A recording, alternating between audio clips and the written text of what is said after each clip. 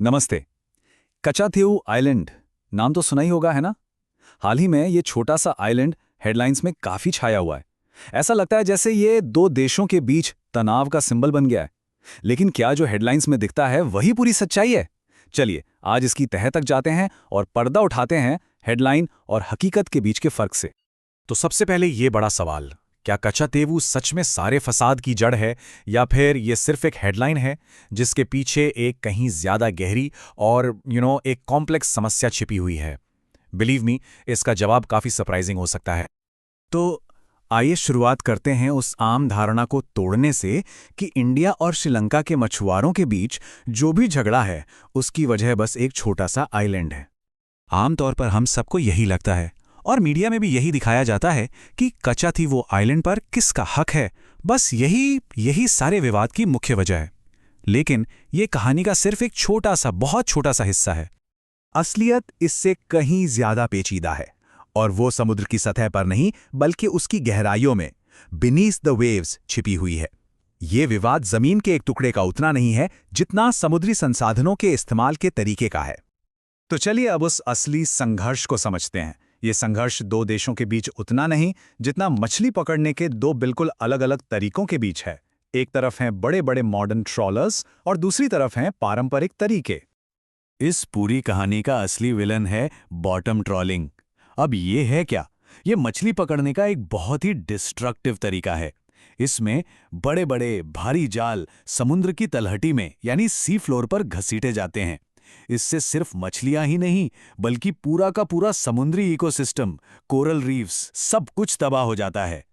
अच्छा, अब जरा यहां देखिए, ये झगड़ा असल में इंडिया वर्सेस श्रीलंका का है ही नहीं, ये दो तरह के मछुआरों के बीच है।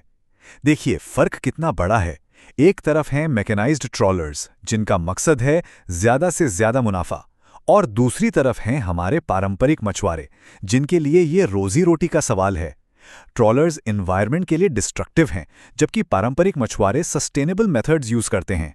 नतीजा, ट्रॉलर्स मछलियों के स्टॉक को तेजी से खत्म कर रहे हैं, जिस स्टॉक पर दूसरे मछुआरे अपनी रोजी रोटी के लिए निर्भर हैं।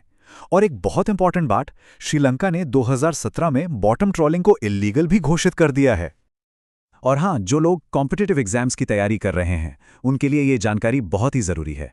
इंटरनेशनल लेवल पर भी बॉटम ट्रॉलिंग के खिलाफ साफ नियम है।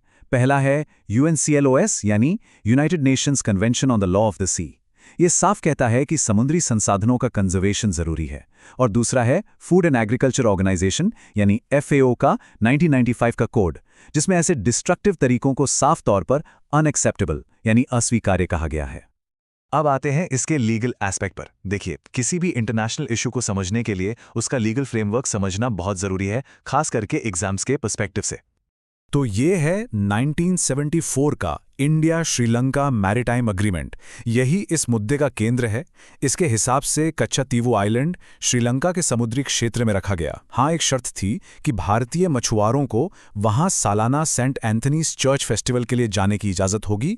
और सबसे जरूरी बात, ये एक लीगली बाइंडिंग इंटरनेशनल ट्रीटी है, मतलब कानूनी रूप से बाध्यकारी समझौता है जिसे मानना ही होगा। यहां इंटरनेशनल लॉ का एक गोल्डन रूल काम करता है, पैक्टा सुन सर्वंदा। ये एक लैटिन फ्रेज है जिसका सीधा सा मतलब है अग्रीमेंट्स मस्ट बी केप्ट, यानी समझौते पूरे किए जाने चाहिए। इसी सिद्धांत के कारण इंटरनेशनल ट्रीटीज, खासकर सीमा से जुड़ी ट्रीटीज को कोई एक देश अकेले रद्द नहीं कर सकता। जैसा कि कहते हैं, बाउंड्री ट्रीटीज पवित्र होती हैं, उन्हें एक तरफा रिजेक्ट करने से अस्थिरता पैदा होती है। जरा सोचिए, अगर देश अपनी मर्जी से ही सीमा समझौतों को नकारने लगेंगे तो पूरी ग्लोबल व्यवस्था ही डगमगा जाएगी, है ना?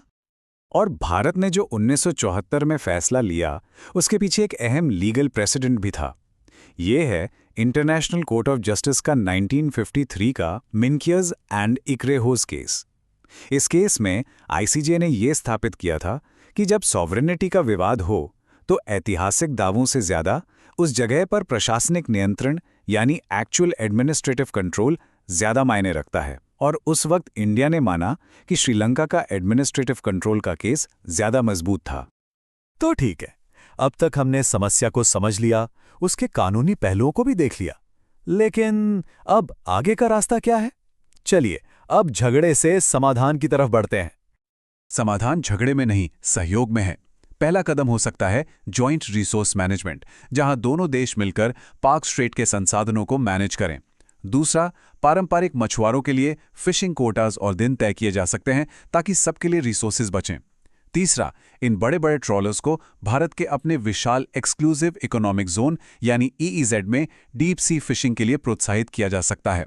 और चौथा, और शायद सबसे जरूरी, दोनों देशों के मछुआरा समुदायों के बीच सीधी बातचीत हो जिससे आपसी समझ और एम्पैथी बढ़े। और अगर कोई सोचे कि क्या ऐसा करना सच में संभव है, तो जवाब है बिल्कुल। इसका एक बेहतरीन उदाहरण है बाल्टिक सी मॉडल। वहां लैटविया और पोलैंड जैसे देश मिलकर फिशिंग कोटा शेयर करते हैं ताकि रिसोर्सेज को बचाया जा सके। यह साफ साबित करता है कि जॉइंट मैनेजमेंट काम करता है। तो इस पूरे विश्लेषण से हमें क्या सीखने को मिलता है? चलिए इसके सबसे अहम निष्कर्ष पर यानी फाइनल टेकअवे पर आते हैं।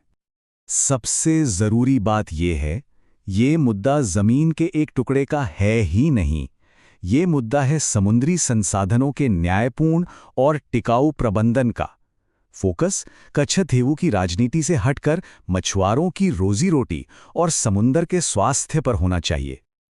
और अंत में एक सवाल मैं सबके लिए छोड़ना चाहता हूं, एक ऐसा सवाल जिस पर हम सबको सोचना चाहिए। जब समुद्र साझा है तो क्या उसकी सुरक्षा की जिम्मेदारी भी साझी नहीं होनी चाहिए?